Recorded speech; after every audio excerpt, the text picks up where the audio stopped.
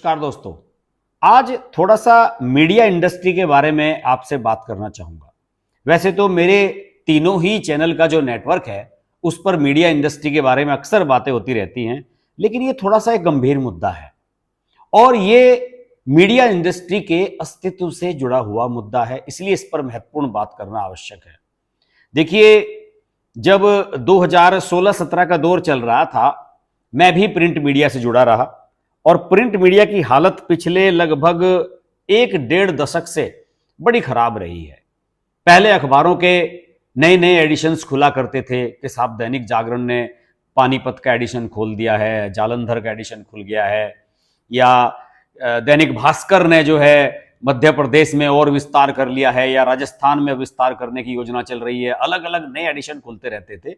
तो होता यह था कि जो हमारे मित्र लोग थे, भाई लोग थे, पत्रकार लोग, वो सब लोग एक यूनिट से दूसरे यूनिट को ज्वाइन कर लेते थे, थोड़ी सैलरी बढ़ जाया करती थी और इस तरीके से मीडिया इंडस्ट्री ठीक ठाक चल रही थी। लेकिन 2017 से जब से सोशल मीडिया, यूट्यूब, इनका प्रभाव बढ़ना शुरू हुआ तो प्रिंट मीडिया की हालत खस्ता हुई और सबसे ज्यादा बुरी स्थिति तो तब आई जब कोविड-19 के बाद लोगों ने अखबार खरीदने बंद कर दिए। आपको याद होगा कि ये चर्चाएं चली थी कोविड-19 के समय कि साहब अखबारों के माध्यम से कोविड का जो वायरस है वो आपके घर तक पहुंच सकता है और किसी ने हाथ लगा दिया है, किसी ने छींक दिया है तो उसके थूक के छींटे गिर सकते हैं अखबार पर। इस तरह की खूब चर्चाएं फैलाई गई और एक तरीके से मीडिया के लिए, प्रिंट मीडिया के लिए वो सबसे खराब दौर था जब लोगों ने अखबार खरीदने बंद कर दिए। मेरे एक मित्र हैं, वो एक दिल्ली की सोसाइटी में, द्वारका में रहते हैं।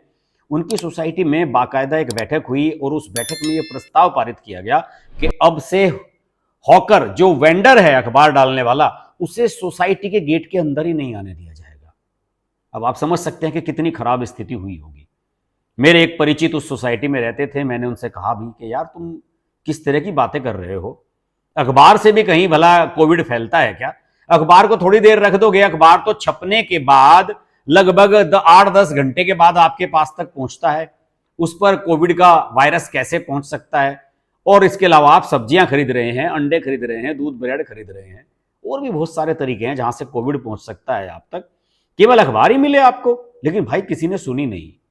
अखबारों का जो सर्कुलेशन था कोविड के बाद से लगभग 50% पर आ गया है और हिंदी अखबारों की तो बहुत ही खराब हालत है।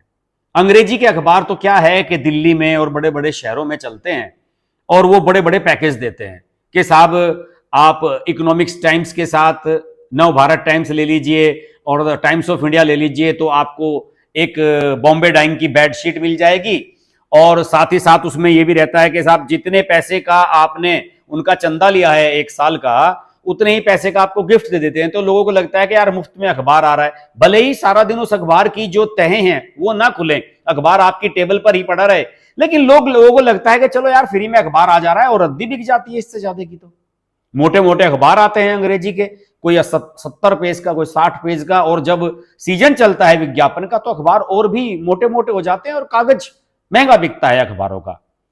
तो इस तरीके से केवल अंग्रेजी अखबार ही अपना अस्तित्व थोड़ा बहुत बचाए हुए हैं।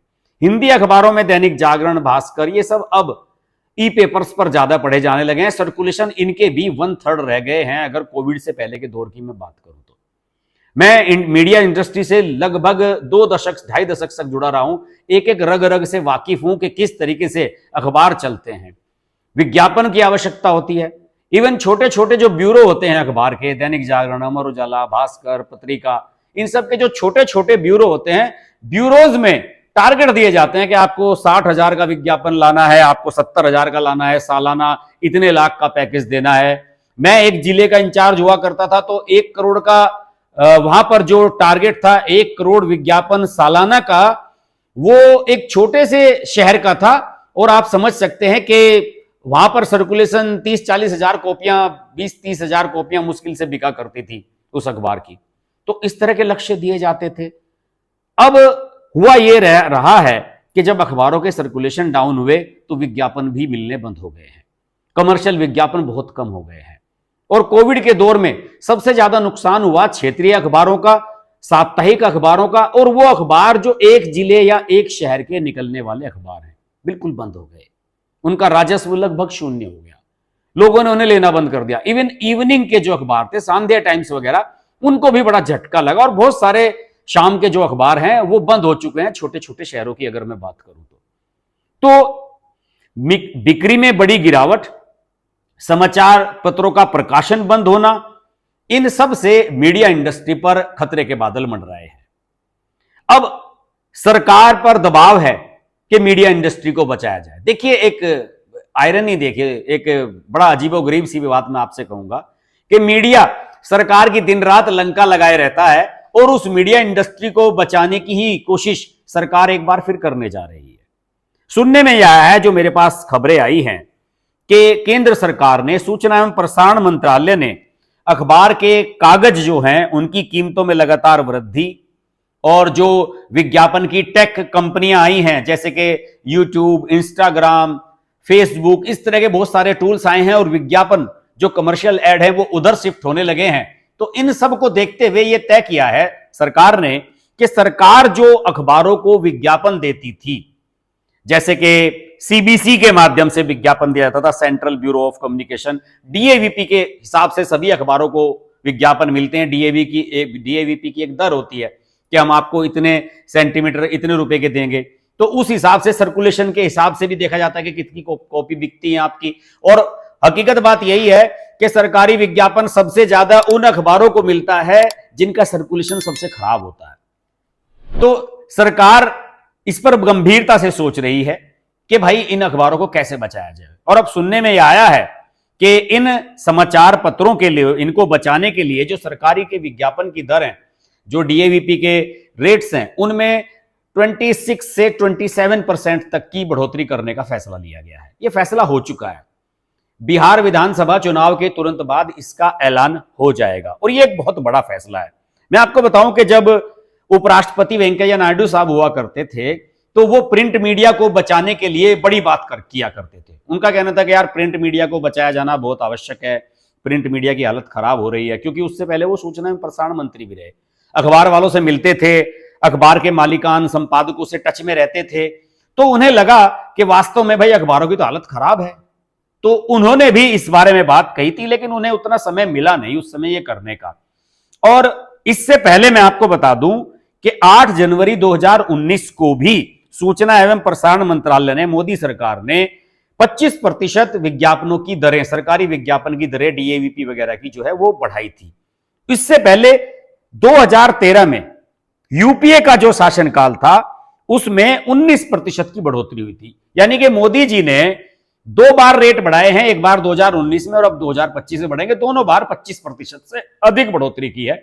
उससे पहले कांग्रेस की सरकार ने 2013 में 19% की बढ़ोतरी की थी। देखिए सरकारी विज्ञापनों की दरें बहुत कम होती हैं। जो कमर्शियल एड होता है वो, अगर आपको देखिए कि एक कॉलम 1 सेंटीमीटर का कमर्शियल एड अगर 100 रुपए का है, तो सरकारी विज्ञापन जो है वो 10-15 रुपए का ही होता है। लेकिन सरकारी विज्ञापन आपको घर बैठे बैठे मिलता है, वो आपका हक होता है कि आपको इतने विज्ञापन मिलेंगे, फला डिपार्टमेंट का एड निकलेगा तो वो आपको मिलेगा। तो इसलिए अखबारों के लिए एक नियमित अर्जन का एक वो साधन होता है, और उनको लगातार पैसा वहां से मिलता रहता है। इसी वजह से अखबार, भले ही आप 2 लोग उस अखबार में काम करते हो, लेकिन वो अखबार सरवाइव करते रहते हैं। तो इस तरीके से सरकार ने यह फैसला किया है कि हम 26-27% के आसपास विज्ञापन की दरों को बढ़ाएंगे। और देखिए ये 6 साल पहले हुआ था 2019 में, और उससे 6 साल पहले 2013 में हुआ था। तो मुझे लगता है सरकार ने एक सिस्टम बनाया हुआ है कि हम 6 साल बाद इसको रिवाइज करेंगे। लेकिन कोविड के दौर के बाद से ही प्रिंट मीडिया इंडस्ट्री ने सरकार से यह कहना शुरू कर दिया था कि भाई आप विज्ञापन की दरें बढ़ाइए, वरना हमारी हालत बहुत ज्यादा खराब है। और इस बीच कुछ ऐसे अखबार वाले भी हैं जो ये सोचते हैं कि हम सरकार से पैसा लें और सरकार को गालियां भी दें। ये एक बहुत बड़ा मुद्दा है। कश्मीर टाइम्स, कश्मीर से निकलने वाला अखबार है, उसके संपादक का एक बयान एक बार मैंने पढ़ा था कि साहब सरकार जो है, जो सरकार के खिलाफ लिखते हैं उनका विज्ञापन बंद कर देती है सरकार। तो आप जरा ईमानदारी से बताइए, आप सरकार के पैसे पर सरकार को गालियां देना चाहते हैं? ये तो सही बात नहीं है भाई।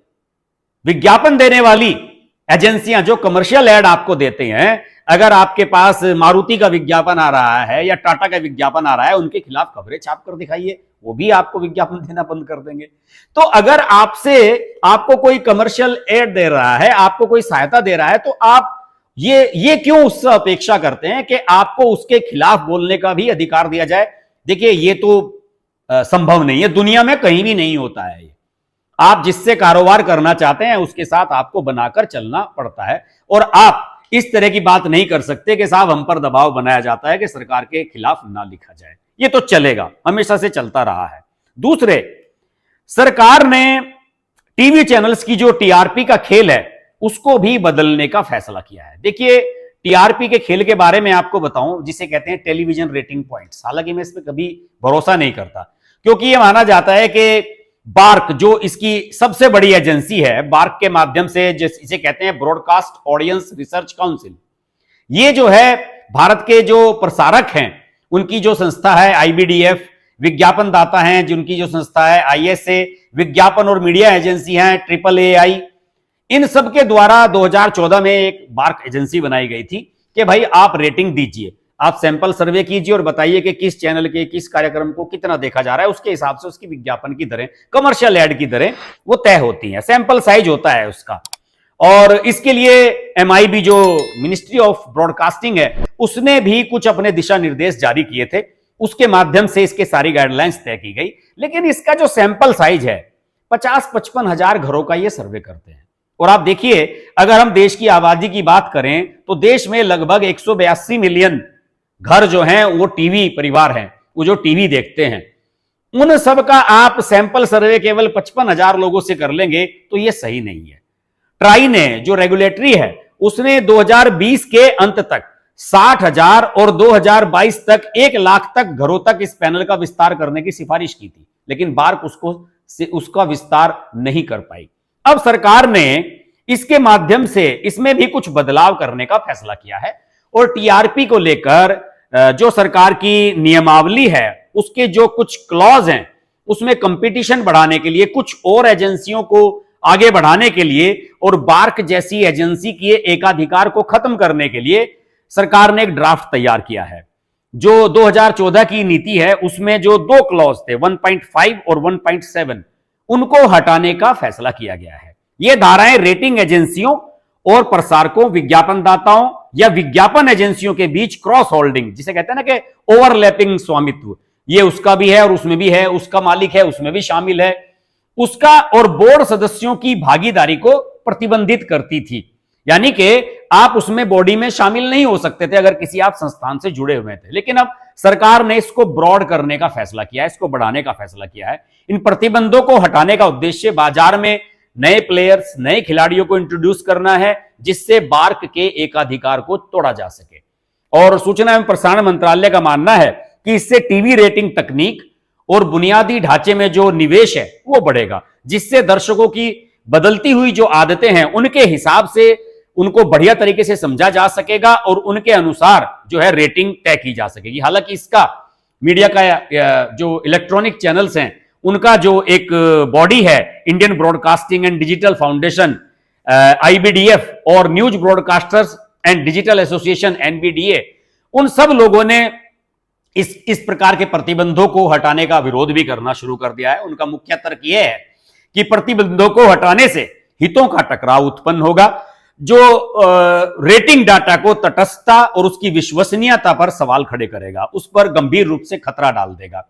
और प्रसारकों ने, जो ब्रॉडकास्टर्स हैं, उन्होंने यह सुझाव दिया है कि तटस्थता सुनिश्चित करने के लिए आवेदकों की जांच के लिए भारतीय प्रतिस्पर्धा आयोग CCI, जो आप लोगों ने देखा भी हो, कस्तूरबा गांधी मार्ग पर जो हिंदुस्तान टाइम्स की बिल्डिंग है उसमें उसका दफ्तर है, उसको उन्होंने शामिल करने का सुझाव दिया है। हालांकि ये सुझाव भी बढ़िया है, इसका भी इस्तेमाल किया जाना चाहिए, जिससे कहीं गड़बड़ तो नहीं है हो रही है रेटिंग में, उसे देखने के लिए एक बॉडी आपको वॉच करती रही।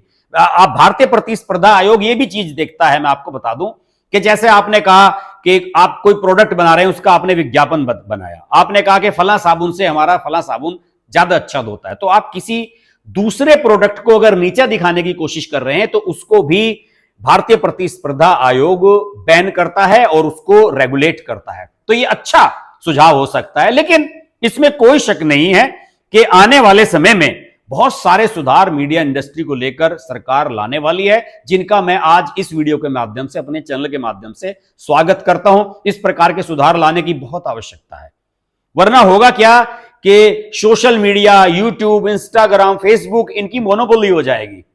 हकीकत बात तो यही है। अखबारों को विज्ञापन मिलने बंद हो जाएंगे, लोगों की नौकरियां चली जाएंगी, लोग अखबार खरीदना बंद कर देंगे। हालांकि अब अखबार भी जो है ई पेपर्स पर आ गए हैं, डिजिटल पर आ गए हैं, और सभी को अच्छी खासी आमदनी डिजिटल से हो रही है। लेकिन फिर भी मेरा मानना है, चूंकि मैं इतने लंबे समय तक प्रिंट मीडिया से जुड़ा रहा हूं, तो फिर भी मेरा यह मानना है दोस्तों कि प्रिंट मीडिया को बचाने के लिए सरकार जो कर रही है वो किया जाना चाहिए। वैसे तो सरकार और भी कई सुधार लाने वाली है, उस पर किसी वीडियो में विस्तार से बात करूंगा। फिर भी मैं आपको बता देता हूं कि सरकार RNI, registrar of newspapers in India, PIB, press information bureau, और CBC, central bureau of communication, इन सबको इंटीग्रेटेड करने की, यानी कि एकीकृत इनका करने की भी एक कोशिश कर रही है कि ये सभी जितनी भी बॉडीज हैं वो एक साथ मिलकर के काम करें, जिससे मीडिया इंडस्ट्री को फायदा हो। दूसरे, आपने देखा होगा PIB फैक्ट चेक का एक सोशल मीडिया टूल चलाया गया है कि सरकार की योजनाओं के खिलाफ जो दुष्प्रचार किया जाता है कि साहब कोई वीडियो चलाया गया कि नहीं साहब इस योजना में सरकार ये कह रही है, हो ये रहा है,